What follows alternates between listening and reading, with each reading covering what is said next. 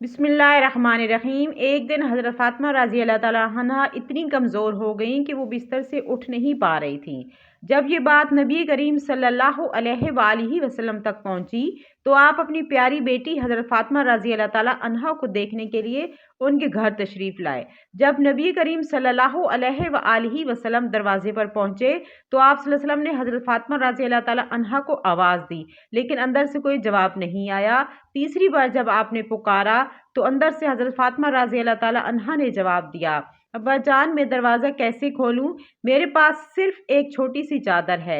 अगर मैं इसे पैरों की तरफ खींचती हूँ तो सर खुल जाता है, और अगर सर की तरफ खींचती हूँ तो पैर खुल जाते हैं।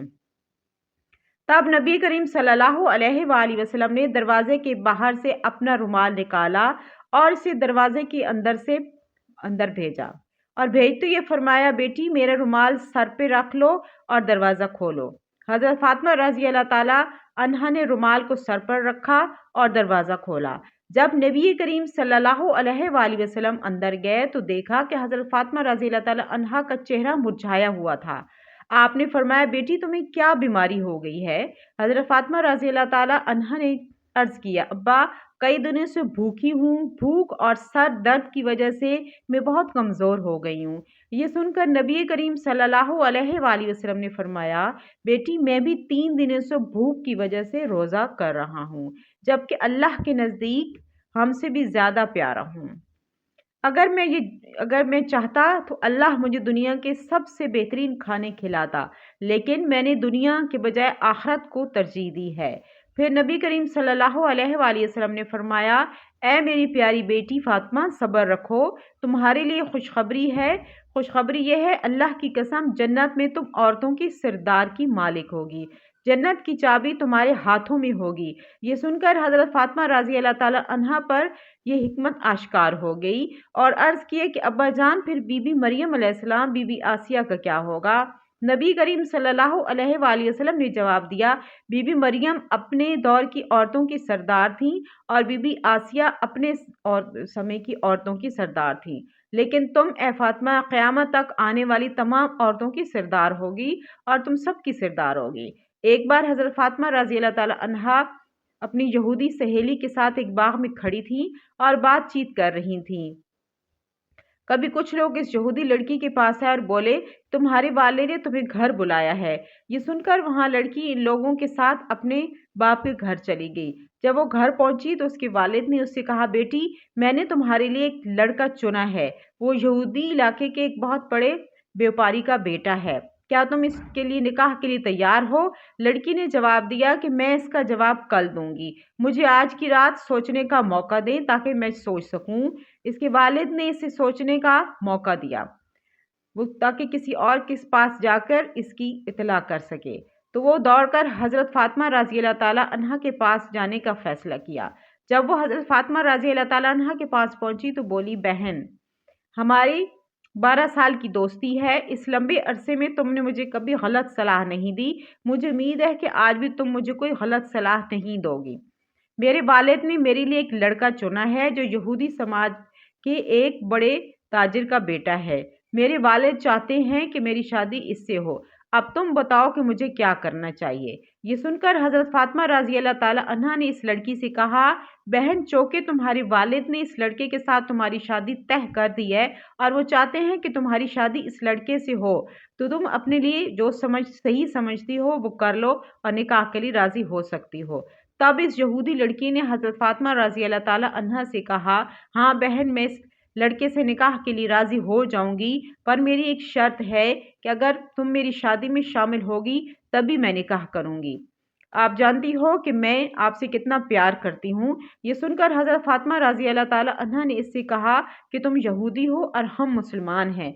तुम जानती हो कि यहूदी अगर तुम्हारी शादी में मैं शामिल हो जाऊं तो वो मेरे वालिद हज़रत मोहम्मद सल्लल्लाहु अलैहि वसल्लम को समाज के सामने सवालों का सामना करना पड़ेगा और लोग इनका मजाक उड़ाएंगे।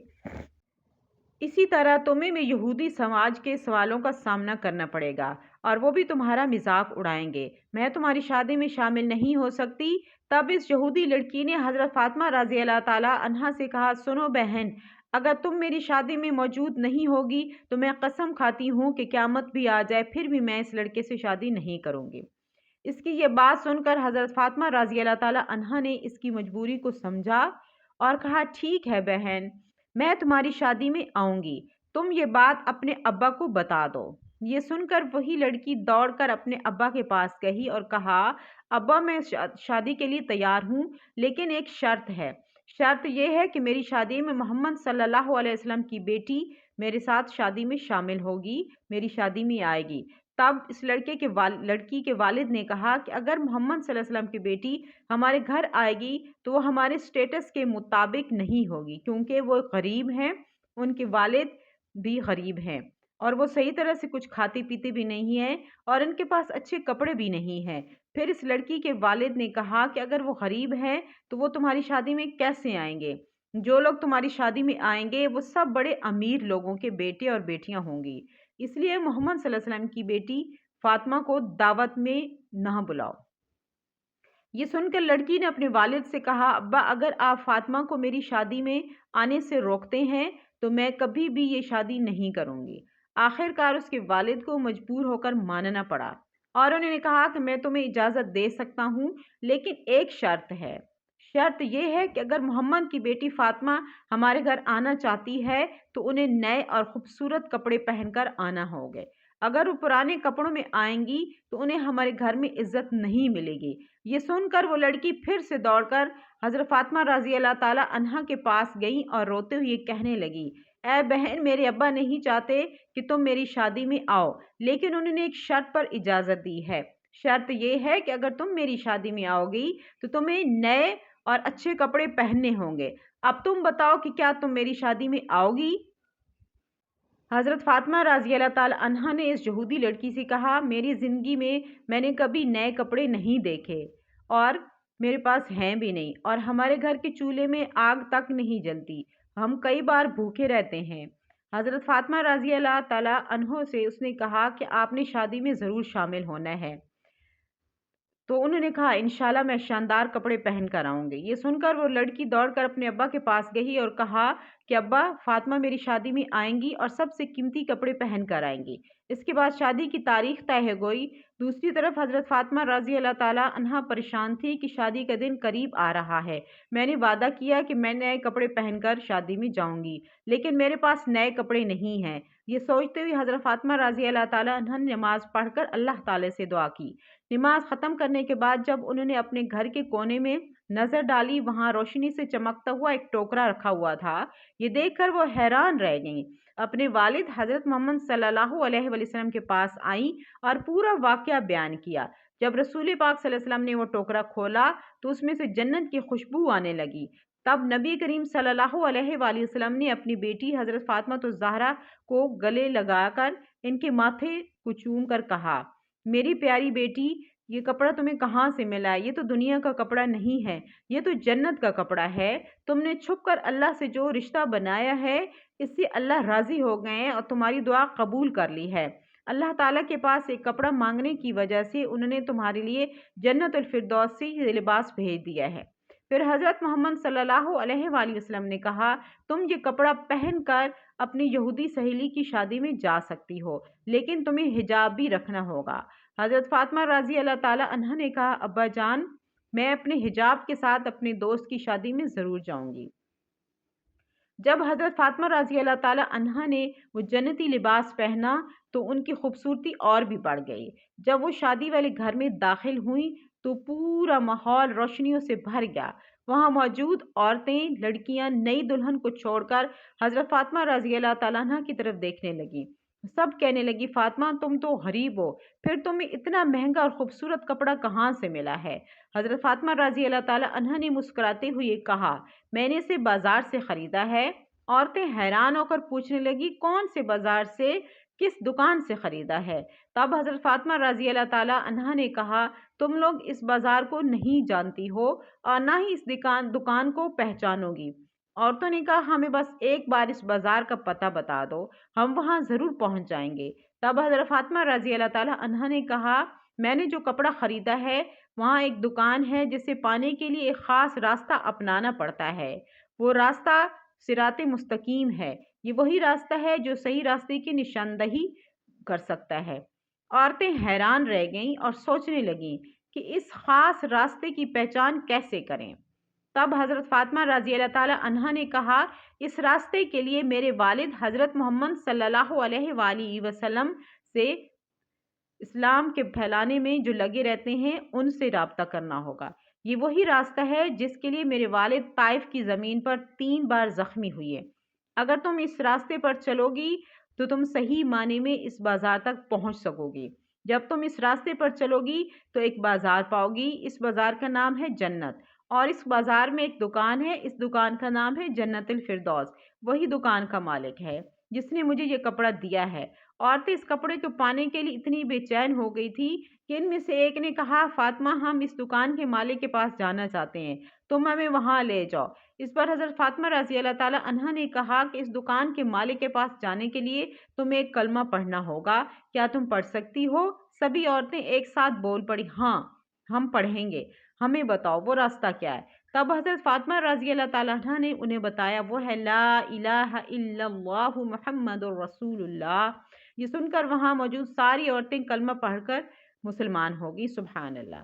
پیارے دوستو، کئی دنوں تک نبی کریم صلی اللہ علیہ وآلہ وسلم کو کھانے کو کچھ نہیں ملا۔ جب بھوک نے نبی کریم صلی اللہ علیہ وآلہ وسلم کو بہت زیادہ ستایا تو آپ صلی اللہ علیہ وآلہ وسلم اپنی ازواج مطہرات کے گھروں میں تشریف لے گئے، لیکن وہاں بھی کھانے کو کچھ نہ ملا۔ پھر آپ صلی اللہ علیہ وآلہ وسلم اپنی پیاری بیٹی حضرت فاطمہ رضی اللہ تعالیٰ عنہا کے گھر تشریف لے گئے اور فرمایا، اے بیٹی تمہارے پاس کھانے کے لیے کوئی چیز ہے؟ کیونکہ مجھے بہت بھوک لگی ہوئی ہے۔ حضرت فاطمہ رضی اللہ تعالی عنہا نے عرض کیا، اللہ کی قسم کچھ بھی نہیں ہے۔ جب آپ صلی اللہ علیہ وسلم وہاں سے تشریف لے گئے تو حضرت فاطمہ رضی اللہ تعالی عنہا کے ایک پڑوسن نے ان کے گھر 2 روٹیاں اور گوشت کا ایک ٹکڑا بھیجا۔ حضرت فاطمہ رضی اللہ تعالی عنہ نے اسے ایک پیالے میں رکھ دیا اور اپنے دل میں کہا کہ اللہ کی قسم میں یہ کھانا نبی کریم صلی اللہ علیہ وآلہ وسلم کو ہی کھلاؤں گی، نہ خود کھاؤں گی نہ ہی اپنے بچوں کو کھلاؤں گی۔ حالانکہ وہ سب بھی بھوکے تھے اور انہیں بھی پیٹ بھر کر کھانے کی ضرورت تھی۔ حضرت فاطمہ رضی اللہ تعالی عنہ نے حضرت حسن رضی اللہ تعالیٰ عنہ اور حضرت حسین رضی اللہ تعالیٰ عنہ میں سے ایک کو نبی کریم صلی اللہ علیہ وآلہ وسلم کی خدمت میں بلانے کے لیے بھیجا۔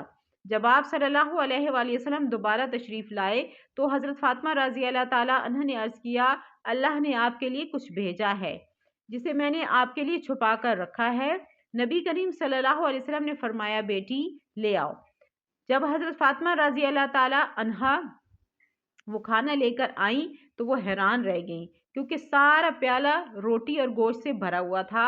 حضرت فاطمہ رضی اللہ تعالیٰ عنہا سمجھ گئیں کہ یہ اللہ کی برکت سے ہوا ہے۔ انہوں نے اللہ کی تعریف کی اور نبی کریم صلی اللہ علیہ وسلم پر درود بھیجا اور کھانا نبی کریم صلی اللہ علیہ وسلم کے سامنے رکھ دیا۔ جب آپ صلی اللہ علیہ وآلہ وسلم نے کھانا کھایا تو فرمایا، الحمدللہ، اے بیٹی یہ کھانا تمہیں کہاں سے ملا ہے؟ حضرت فاطمہ رضی اللہ تعالیٰ عنہا نے عرض کیا، ابا جان یہ کھانا اللہ کے پاس سے آیا ہے اور اللہ جسے چاہتا ہے اسے بغیر حساب کے اور گمان کے رزق عطا کرتا ہے۔ نبی کریم صلی اللہ علیہ وسلم اللہ کی تعریف بیان کی اور فرمایا، اے بیٹی تمام تعریفی اسی اللہ تعالیٰ کے لیے جس نے تجھے بنی اسرائیل کی عورتوں کی سردار حضرت مریم علیہ السلام کے مشابہ بنایا ہے، کیونکہ جب اللہ تعالیٰ نے انہیں پیدا کیا اور انہیں روزی کے بارے میں سوال کیا جاتا تو وہ کہتی تھیں کہ اللہ کے پاس سے آیا ہے اور اللہ جسے چاہتا ہے اسے بغیر حساب اور گمان کے روزی دیتا ہے۔ پھر نبی کریم صلی اللہ علیہ وسلم نے ایک آدمی کو بھیج کر حضرت علی رضی اللہ تعالیٰ عنہ کو بلایا۔ پھر نبی کریم صلی اللہ علیہ وسلم حضرت علی اور حضرت فاطمہ رضی اللہ تعالیٰ عنہا کے ساتھ بیٹھ کر کھایا۔ حضرت حسن رضی اللہ تعالیٰ عنہ، حضرت حسین رضی اللہ تعالیٰ عنہ اور نبی کریم صلی اللہ علیہ وآلہ وسلم کی ازواج مطہرات سمیت تمام گھر والوں نے پیٹ بھر کر کھانا کھایا۔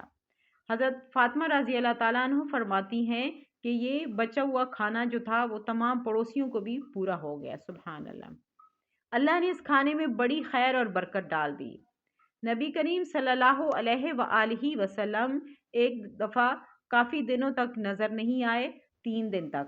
تو سب لوگوں نے کہا کہ حضور صلی اللہ علیہ وآلہ وسلم کہاں چلے گئے ہیں، کوئی پتہ نہیں چل رہا تھا۔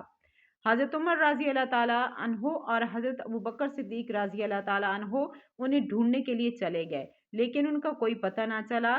راستے میں ایک یہودی ملے تو انہوں نے یہودی سے پوچھا حضرت عمر رضی اللہ تعالیٰ عنہ کہ کہیں آپ نے میرے محبوب صلی اللہ علیہ وآلہ وسلم کو دیکھا ہے؟ انہوں نے کہا کہ اللہ کی قسم ہم نے انہیں نہیں دیکھا۔ پھر حضرت ابوبکر صدیق نے کہا کہ ہم آگے چل کے چرواہوں سے پوچھتے ہیں۔ وہ آگے چلتے گئے، وہاں پہ ایک چرواہا بیٹھا ہوا تھا۔ انہوں نے حضور صلی اللہ علیہ وسلم کے بارے میں پوچھا تو چرواہے نے کہا کہ ایک آدمی ہے جو کہ اس غار میں 3 دنوں سے بیٹھا ہوا ہے اور سجدے کی حالت میں ہے، اور وہ سجدے میں رو رو کر اللہ سے کچھ مانگ رہا ہے۔ اس کے رونے کی آواز سن کر میرے بکریوں نے بھی کھانا پینا چھوڑ دیا ہے۔ تو حضرت ابوبکر نے کہا کہ یہ حضور صلی اللہ علیہ وآلہ وسلم ہی ہو سکتے ہیں جن کی آواز سن کر جانوروں نے بھی کھانا پینا چھوڑ دیا ہے۔ وہ حضور صلی اللہ علیہ وسلم کے پاس تشریف لے گئے، وہاں دیکھا تو حضور صلی اللہ علیہ وسلم سجدے میں رو رہے ہیں۔ حضرت ابوبکر صدیق نے فرمایا کہ آپ اپنی امت کے لیے اتنا رو رہے ہیں، میں نے جتنی بھی عبادتیں کی ہیں وہ ساری میں آپ کی امت کو بخش دوں گا، لیکن حضور صلی اللہ علیہ وسلم نے سر نہیں اٹھایا۔ پھر انہوں نے فرمایا کہ یہ کام صرف حضرت فاطمہ رضی اللہ تعالیٰ عنہا کر سکتی ہیں کہ انہیں بلایا جائے تاکہ نبی کریم صلی اللہ علیہ وسلم سجدے سے سر اٹھائیں۔ پھر حضرت حسن، حضرت حسین اور حضرت فاطمہ رضی اللہ تعالیٰ عنہ بھی وہاں تشریف لے آئیں، اور انہوں نے حضرت حسن اور حضرت حسین نے عرض کیا کہ اے میرے پیارے نانا، آپ سجدے سے سر اٹھائیں، آپ ہمیں اکیلے چھوڑ کر یہاں پر آ گئے ہیں۔ لیکن پھر بھی انہوں نے سر نہیں اٹھایا۔ اس کے بعد اللہ تعالیٰ نے حضرت جبرائیل علیہ السلام کو بھیجا اور عرض کیا کہ اے میرے پیارے حبیب، اپنا سر اٹھا لیجئے، آج سے میں آپ کی امت کا ہر کام اپنے ذمہ لیتا ہوں۔ پھر حضور صلی اللہ علیہ وآلہ وسلم مطمئن ہو گئے، انہوں نے سجدے سے سر اٹھایا۔ سبحان اللہ۔ یہ ہے میرے پیارے نبی صلی اللہ علیہ وآلہ وسلم کی شان۔ اور حضرت فاطمہ الزہرا نے اپنے ساری زندگی کے صبر کا مظاہرہ کیا، بھوکے رہے، پیاسے رہے، لیکن اللہ کا شکر ادا کرتے رہے۔ تو اللہ تعالی ہمیں نبی کریم صلی اللہ علیہ وآلہ وسلم کی راہ پر چلنے کی توفیق عطا فرمائے اور حضرت فاطمہ الزہرا جیسی صفات ہمارے اندر پیدا فرمائے۔ آمین ثم آمین۔